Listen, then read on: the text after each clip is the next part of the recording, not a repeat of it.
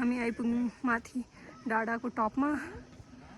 This is the dada view. We have Aarti Nirala, Owner of the channel.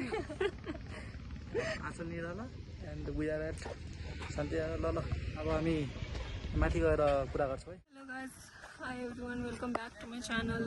So आज college बिदा थियो अनि म बहिनी र मेरो भाइ हामी 81 प्लान बन्यो अनि हामी आएको यहाँ नगरकोट शान्ति डाडातिर. अनि रुमबाट निस्किने बेला ढिलो भइरहेको थियो. सो त्यहाँबाट चाहिँ बनाइने भ्लग बनाउनु टाइमै भएन. अनि अहिले यहाँ आएर हामी ठिमीबाट कहाँको कमल विनायक पोखरीको गाडी चढ्यौँ अनि त्यहाँबाट फेरि यहाँ शान्ति नगरकोट आउने गाडी चढेको. अनि this is the dada I was talking about Shanti Dada. अनि त्यहाँ चाहिँ मेरो भाइ र बहिनी कुरिरहेको छ मेरो लागि. ल अहिलेलाई यति पछि अब वहीँ गएर कुरा गर्छु. ल by guys, this is me. Nice.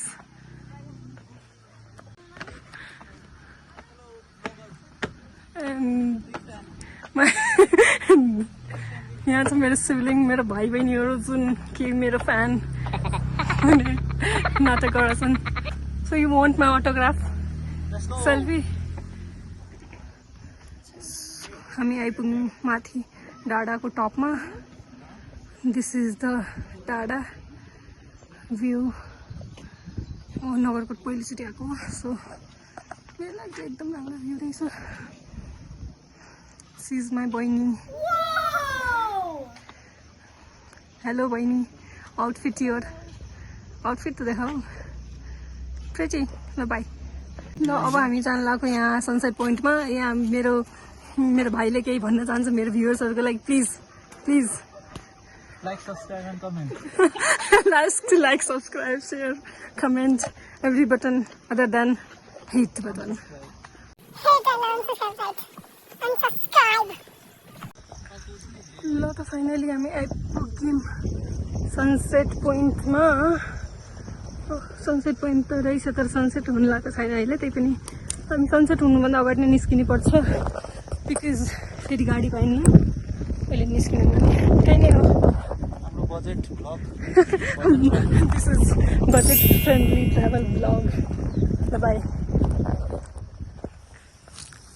So finally हामी आइपुग्यौँ सनसेट पोइन्टमा. हामी लोकल गाडीमा आएको.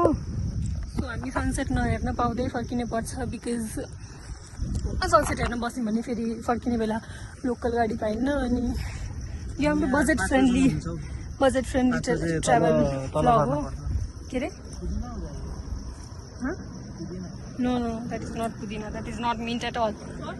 मेरो भाइले भनिरहेको छ कि यो पुदिना छ अरे. घाँसपात जेनरल जङ्गल हो. पुदिना भनिरहेको छ. मलाई थाहा त पुदिना होइन अहिले कुरा. त्यही हो. हामी अब एकछिन यहाँ बसेर चिप्स र डिउ खान्छौँ. त्यसपछि एकछिन भ्यूको रमाइलो मजा लाग्छ. त्यसपछि फर्किन्छौँ. यो मात्र छ. मैले चिप्स किन्न भनेको यिनीहरूले किन्नै मानेन. This is going to my blog. So budget friendly हो नि त. सो चिप्स कसरी किन्ने? ओन्ली ड्यू. अन्त 20 मिनट लाग्दैन न. 15 मिनटले चल्यो. 35 पुग्लियो. त्यही अब हामी एकछिन यहाँ बसेर भ्यू इन्जोय गर्छौँ अनि त्यसपछि फर्किनु पर्छ. बिकज गाडी पाइन्न. यहाँबाट क्याब त महँगै पर्छ. 2000 जति त पर्ला. त्यही भएर निस्किनुपर्छ छिटै. लगाए दिस मच फर कुन वाट एभर डाडा भनौँ. शान्ति डाडा भनौँ. High cutie. यो भ्यू चाहिँ हामी आएको पिस पार्क शान्ति डाडा हो. अनि यसको हाइट चाहिँ 1860 मिटर हाइटमा आएको रहेछ माथि. अनि हजुरले हेर्नु सक्नु भएको छ कि नै त त्यहाँ फ्लाइजहरू यस्तो मजाले. Dragon fly. Okay got it. त्यही हो 1860 मिटर हाइट हो. 300 अझै पनि जान मिल्थ्यो होला तर हामी छिटो आएको भए. तर अहिले अब फाइनल जुन भ्यू पोइन्ट हो त्यो चाहिँ कतिमा रहेछ? 2100मा हो. त्यो पनि हामी जान मिल्थ्यो होला. अलिक छिटो आएको भए. तर हामी रुममै गफ लगाएर बस्यौँ अनि 81 आउने कुरा भयो. सो अहिले जान मिल्दैन. अब यहीँ बसेर एकछिन भ्यू इन्जोय गर्ने.